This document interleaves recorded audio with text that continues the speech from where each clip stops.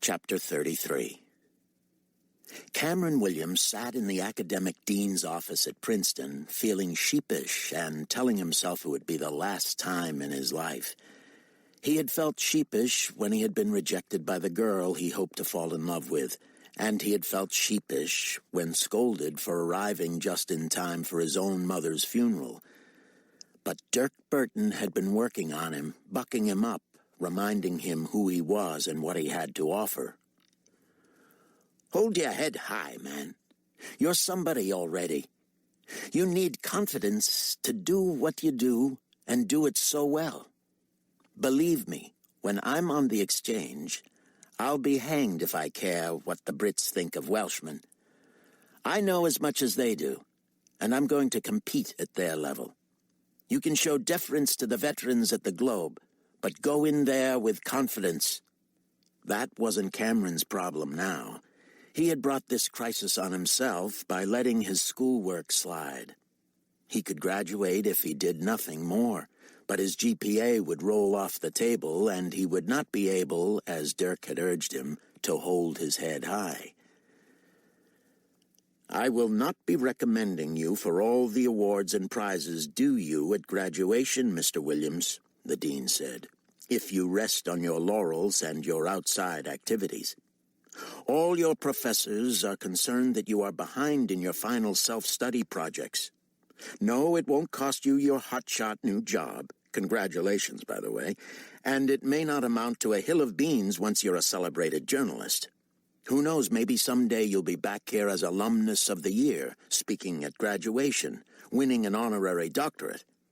How will you feel if you have to admit you coasted through your last lap here? Not well. Of course not. Not to belabor this, I say, as I belabor it a bit more, but imagine yourself at the Globe in a few years and your prodigious talent wins you some plum job somewhere else. Do you just drop everything at the Globe? Do you give them notice and mail in your assignments until you move on? Of course you don't. Have some pride, Mr. Williams. Make me proud. Make this institution proud. Do yourself proud. Will you do that? Fortunately for Rayford, Abdullah had been kidding about aerial acrobatics so soon after the noon meal. Rayford enjoyed watching the younger man in and around the multi-million-dollar flying machines. Abdullah opened and closed hatches and flipped switches and checked settings as if he had manufactured the craft himself. Here was a man who seemed born to fly these machines. There were no loops, dives, or rolls, but Abdullah did seem to enjoy making a two-seater F-16 scream as he showed Rayford his country from the air. For a quiet man, he carried on a surprisingly constant stream of chatter as he pointed out the eastern plains by the Jordan River, the great Rift Valley to the west, and Lake Tiberias, which you know as the Sea of Galilee. He pointed out an area he said was 700 feet below sea level and, of course, the Dead Sea, 1,300 feet below sea level and the lowest point on Earth. Abdullah also overflew the King Hussein Air College in Mafraq and the Muwafaq Salty Air Base, so you don't have to say you came all this way and didn't at least see them from above. After they landed and spent time in the pilot's lounge talking about anything and everything other than what Rayford had been sent to talk about, the tinny clarion call again blared from the loudspeakers, calling the faithful to prayer. Abdullah pointedly ignored it. "What do you suppose Jordan is known for?" he said. "Sand, heat, olive oil, and petroleum products," Rayford said. "But I'm just guessing." "You guess what everyone from the West guesses. They assume we are all Bedouins wearing sandals and living in tents. Would it surprise you to know that we also export soap, cigarettes, cement, phosphate, food, paper, glass, drugs, and even textiles?" Yes, it would. I knew it would. I love America, but I am jealous for the reputation of my own country. Admirable. But talk to me about the Muslim thing, Smitty. You are Muslim, but you are not, what did you call it, devout? Pious. Does that mean you don't believe, or don't accept the requirements? I suppose, Abdullah said, I know myself too well. I do too many things that disqualify me from being known as a true Muslim. There is too high a cost to come out and renounce, so I let people believe what they want to believe about me. If I am around during prayers, I bow to Mecca. I don't make an issue of it. But when you can get out of it, I get out of it. You sound like me. Rayford didn't know why he felt so free to talk about such personal matters with a perfect stranger, but here he was, thousands of miles from home, spilling his guts. Abdullah said, There is also the matter of how I, what is your word for it, supplement my income. And how is that? First, we are not here to report on each other to our superiors, are we? Not on this subject, Rayford said. Hardly. I buy and sell, shall we say, outside normal trade routes. Rayford raised an eyebrow. You're a black marketer? Abdullah crossed his arms and smiled shyly. That makes it sound romantic. It is actually quite labor-intensive and dangerous.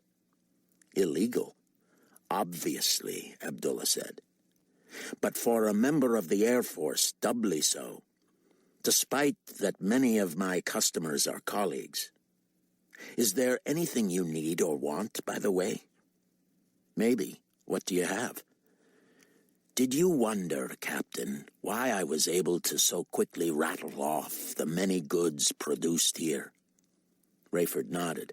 As a matter of fact, I have not seen you smoke since you arrived. Are you not a smoker? Rayford shook his head. Neither am I, Abdullah said. But I used to be, and I have tried cigarettes from all over the world. None compare with ours. They would make excellent gifts for your smoking friends. How much? About triple what you would pay in the States, but of course you can't get ours there. Will I have trouble getting them into my country? They are contraband. Will you be searched upon boarding or deplaning? I wasn't on the way. Then you are unlikely to be on the way back. If you are, you may tell them these were given to you as gifts, but you would protect me by not saying it was I who gave the gift. Rayford decided lying was no worse than buying contraband on the black market. And who knew what other exotic gifts he might find through this source? Once he started flying to Europe, Jordan wasn't so awfully far away. Abdullah Smith could prove a valuable contact. Meanwhile, they had better talk business and make this trip worthwhile. Not only was Nicolae Carpathia never officially considered a suspect in the assassination of Emil Tismanianu, but he also became the object of public sympathy over the loss of his dear friend. Small pockets of suspicion were obliterated when he made good on his pledge to withdraw from the race, going so far as paying the fees and filing the paperwork to make it legal. Nicolae seeded the murder investigation with a huge infusion of funds so that the force empowered to look into the matter became known as the Carpathia Commission.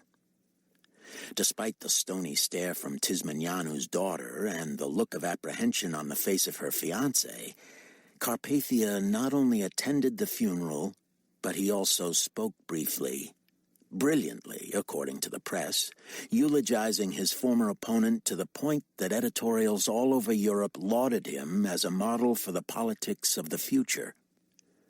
The day after the funeral, Carpathia was elected to the lower house of the Romanian parliament, garnering more than 80% of the votes as a write-in candidate.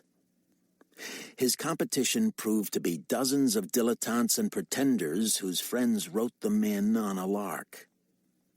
Leon Fortunato took credit for the write-in idea, having employed dozens of lackeys to spread the notion to reporters, commentators, and columnists, many of whom claimed the idea as their own.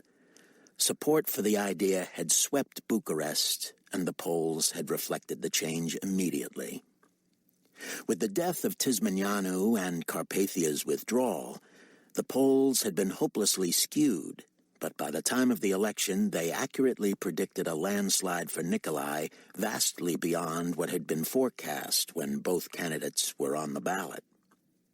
An obsequious Carpathia, eyes cast down, stepped before press microphones when the actual polls closed and, with a quavery voice, announced, "I said I would not run. I did not say I would not serve. I am overwhelmed, I am humbled, and I hereby accede to the wishes of the people and pledge to give this my all in memory of my friend." Several days later, the new member of Parliament was an uninvited guest at Luciana Tismanianu's wedding. Leon choreographed a quiet, understated arrival.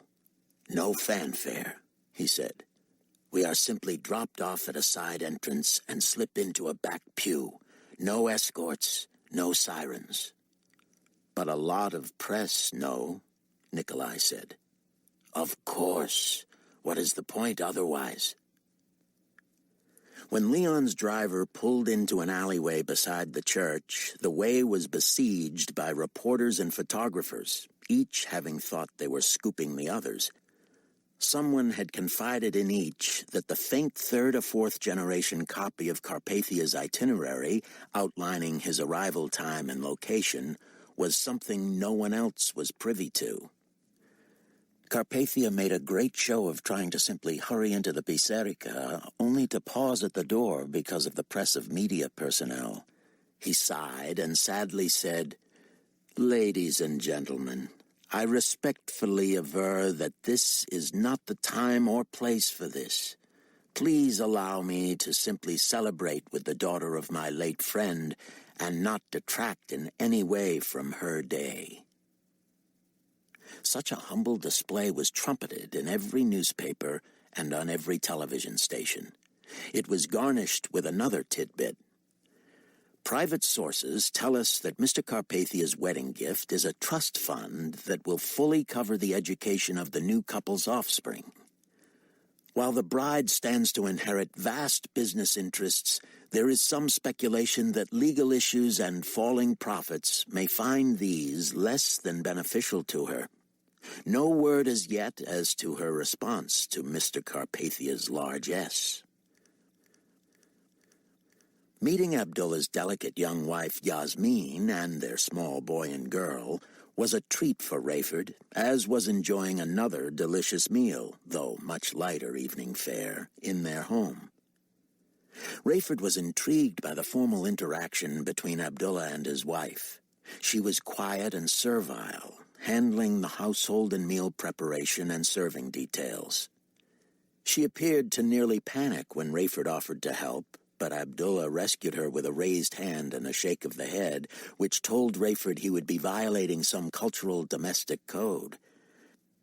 Yasmin also tended to the children, though Abdullah seemed smitten by them too. When the meal was over and the children were in bed, Yasmin disappeared as the men sat and talked. "Your wife is lovely," Rayford said. "I worry about her," Abdullah said. "When first I began to let it show that I was not as devout a Muslim as I had led her to believe, ignoring the calls to prayer and so forth, I saw sadness and bewilderment on her face. But what troubled me even more was that she soon followed my example." "Have you discussed it?" Abdullah held his index finger and thumb a half-inch apart. "Only a little. She is frightened by the whole prospect of whether Allah might be disappointed or angry with her. but she shares my feeling that our religion has become too impersonal and rigid. And while she is not what I would call a modern woman and hardly a feminist, neither does she feel honored or respected in the Islam system. Rayford returned home via Washington, D.C., where he was debriefed by his CIA and Defense Department contacts. "We heard the two of you hit it off," Jack Graham said. "That's fair. He's an impressive young man." Abdullah's ideas for defending against terrorist attacks were understandably military in nature, teaching pilots evasive maneuvers, equipping jetliners with defensive weapons, and increasing cockpit and cabin security measures, all of which would merely add to the already astronomical projected costs that attended this new threat. But Graham and his associates assured Rayford that they believed the connection with Jordan, and Abdullah Ababneh in particular, was worth the time and effort. For Rayford personally, it certainly had been. By the time he had assessed the black market goods Abdullah offered, he had added several $100s worth of treasures from Arabia to his luggage. To his knowledge, neither Abdullah's superiors nor his own were aware of any of this. Rayford would be careful not to resell any of the booty in the U.S., so that if he was questioned about it, he could rightly say they were all gifts. Several of the items from the black market, though Rayford did not, of course, describe them that way, were met with enthusiasm by his own family. Irene seemed to love a supply of velvet material. Ramey enjoyed a collection of small animals carved from olive wood, and Rayford was stunned at Chloe's response to an embroidered rug which she immediately put to use in her room. "I had no idea you'd like this," he said, sitting on her bed. Chloe sat at her computer desk. "It's beautiful," she said, "and it's from you." "Your mother told me about the election," he said. "I'm sorry." She shrugged. "The kids want a dumb jock. They got one. At least it was close. Don't be defeated by one defeat." That's sort of like what the principal said in his letter to all the losers. Something about losing a battle doesn't mean you've lost the war. "There'll be more elections." Chloe shook her head. "I've had enough of politics. I couldn't take another disappointment like this. The worst part is Mom was right. It was a popularity contest, and I'm not popular." "Come on," Rayford said. "You said it was close." "Not close enough. And you know, Dad, there are more girls than boys in our class. Let's face it, we live in a male-dominated society. Even the girls vote for the boys." Rayford was struck by the contrast between his smart, articulate daughter and Yasmin Ababneh. Was he raising an activist? A feminist? He had the feeling Chloe would do him proud one day.